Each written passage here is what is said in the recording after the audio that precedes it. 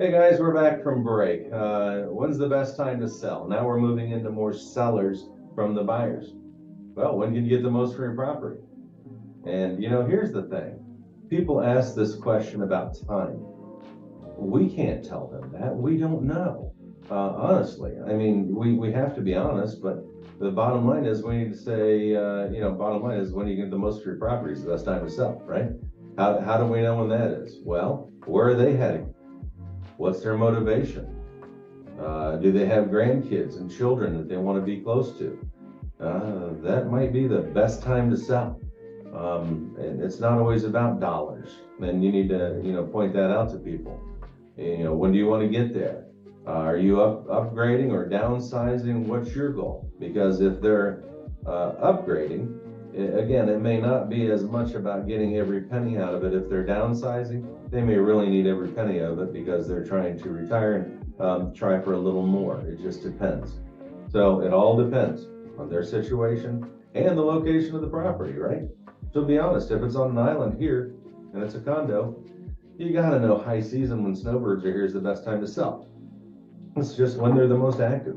And on the other hand, if they put it on the market when it's not high season, they may actually sell it more because there's always those that have a specific need. And if they're buying a condo in the summertime, they're a serious buyer. They know what they want. And again, if it's an island condo, oftentimes they're going to pay cash, and that's what they want. And let's face it, if it's an island condo, you can pretty much ask whatever you want on the islands for homes, for properties. It doesn't really matter because then the buyer's agents are going to come in and go, yeah, all right, I see they're asking 750. Comps are at 450. Do they want to sell it? Our buyer will give them 500. Yeah, pull the trigger. We're just trying. So you'll see that a lot on the islands where agents really don't work and try as hard, but it's also a shark pool where they're trying for listings. They're lying to sellers about how much they can get. It's just, sorry folks, I know this is on a recording, but the fact of the matter is, I don't think there's any benefit in lying to sellers about what their properties are worth. Tell them the truth, work hard, and do your job, and be honest. If they're relocating to be in a specific school, they need to be there for the school registration before the school registration year begins. It's all about them. And as long as we make it all about the buyers and sellers, our job gets a lot easier. How's the real estate market right now, guys? Florida's remaining strong.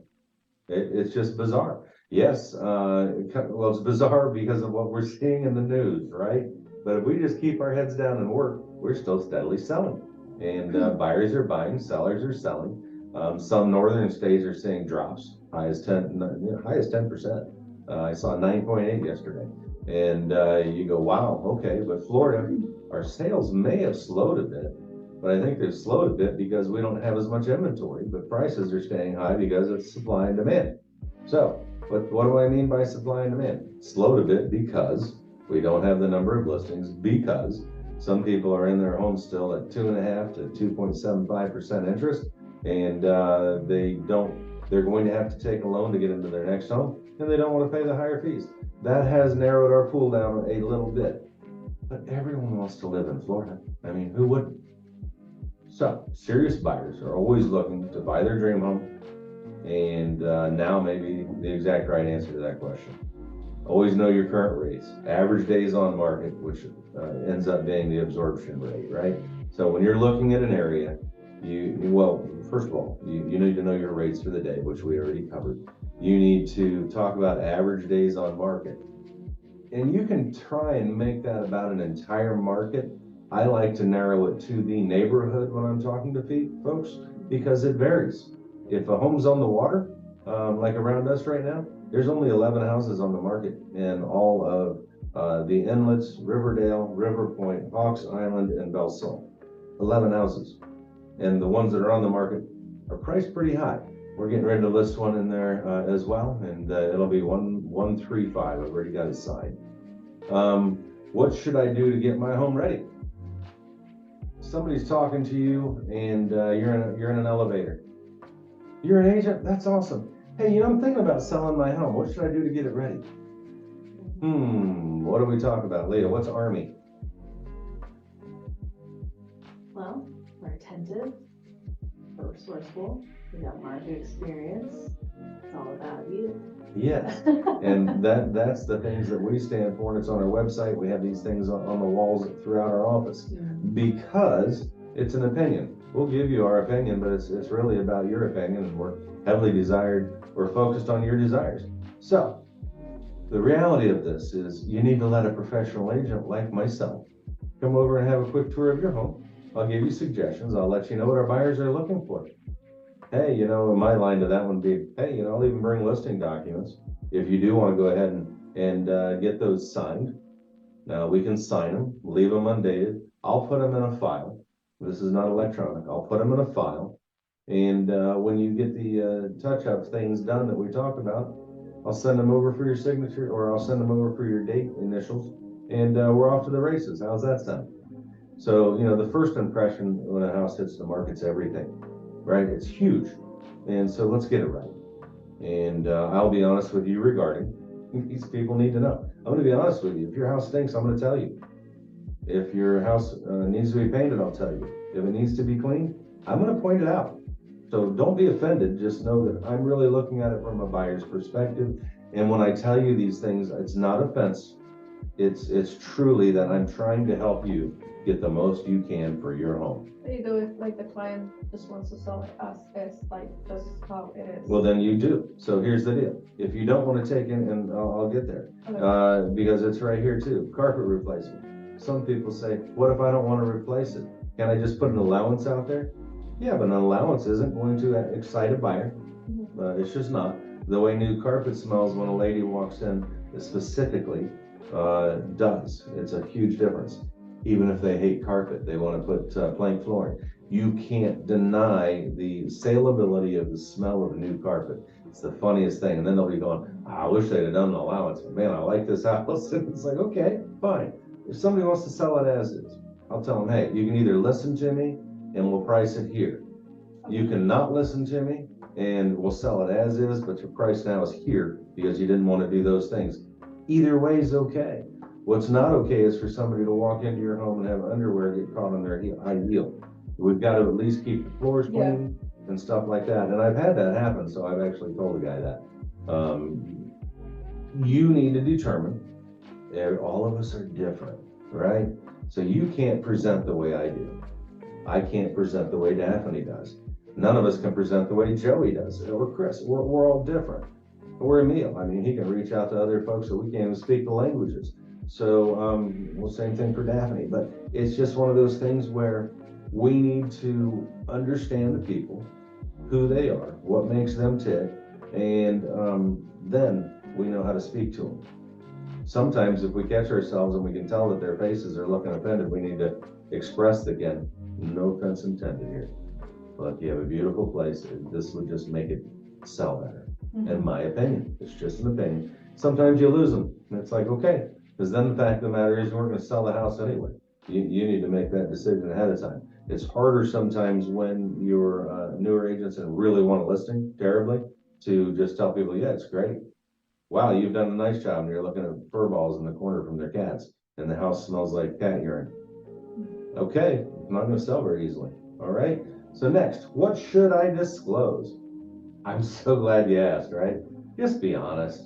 I'll help you with the paperwork that thoroughly outlines what's required. We have actual listing documents. I'll bring them over. We could fill that out ahead of time. I'll just bring a seller's disclosure with me so you can see. But the fact of the matter is, the more you share, the less likely you will be to face a possible lawsuit. Ooh, whoa. I don't know how I got a big capital there. Wouldn't you agree? Nobody wants that headache.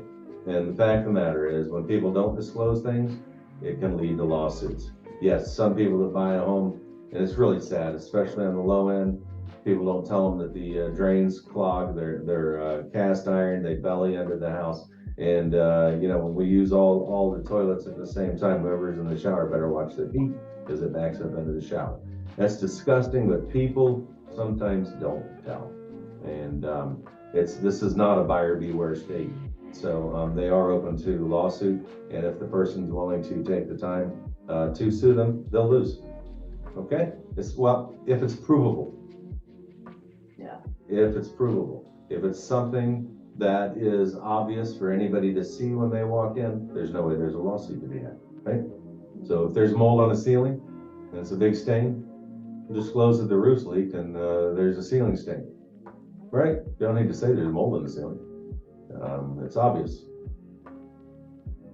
All right, so how much is my home worth? Everybody asks this question. I mean, they'll ask you this question. You'll be over grabbing a cup of coffee at Starbucks and talking to somebody, or I will, this happens to me. So, hey, Kent, my house is over here on Barracuda in the inlets. It's about 3,700 square foot. What's it worth? It depends. Start with it depends. But, I really can't give you a firm number ever on something like that without sticking my head in the house. I mean, I can read this or I can tell you what I wrote. But, without putting my head in your house, I can't tell you. But what I can tell you is that if you let me put my head in your house, either same day or next day, I'll give you all the active, pending, and sold listings in the neighborhood that are similar to yours. And actually, I'll give you all of them, and then I'll give you the ones that are similar to yours. And then I'll even adjust them for what I see the differences in the house, just the basic differences. I don't want you to go through all that work. You don't understand, it's all I do all day, every day. I'm not going to break it down to exactly what I think you should market the home for, but I'll give you a good idea. How's that sound? You'll do that for me? Yeah, but now on that one, all I'm doing if it's something like that is location, of course, type of residence, because is it a 2-story or 1-story? Flooring type no longer counts. For this quick grab, down dirty, I'm doing square footage, beds, baths, and that's pretty much it. We can look at roof ages, but I'm not going to put a ton of time into it. Instead, I'm going to do these top 3 typically, and I'm going to say these other things have value difference too. Are you ready to market the house? Is that what you'd like to do? If you are, I'll go down and I'll adjust for every single one of those things and compare. But the fact of the matter is, we may as well shoot for that top sale in the neighborhood, whether you've done those things or not. And then let somebody bring us an offer. Okay? So, does that sound good? I think so too. I don't want them to leave money on the table. Get to know them. Man, here's the hardest thing for people. You get a listing appointment. I mean, we are talking sellers. You go in and you immediately start going into sales mode. Here's my documentation. No, you walk into somebody's house. Well, where would you like to sit down so I can explain what we're going to do? Oh, right here would be great. They start to pull their chair out. You set your things down on the table, not on your chair. I mean, I'll put my briefcase on the table, on its side. People don't like it when you put the bottom and some other things. I'll put it on the side, and I'll say, hey, can you give me a tour of the house? Yeah. Oh, would you like a cup of water, Ken?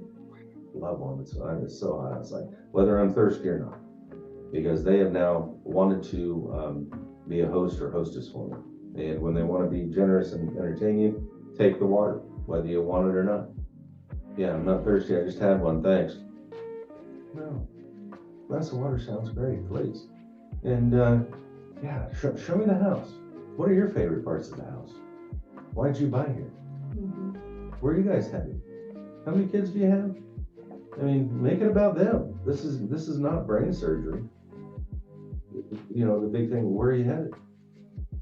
You're looking at a new home. Okay, great. Well, man, I'd love to help you with that too. Man, it's amazing how many people don't take a buyer's agent to a new home. Oh, you mean you can be a buyer's agent and a listing agent?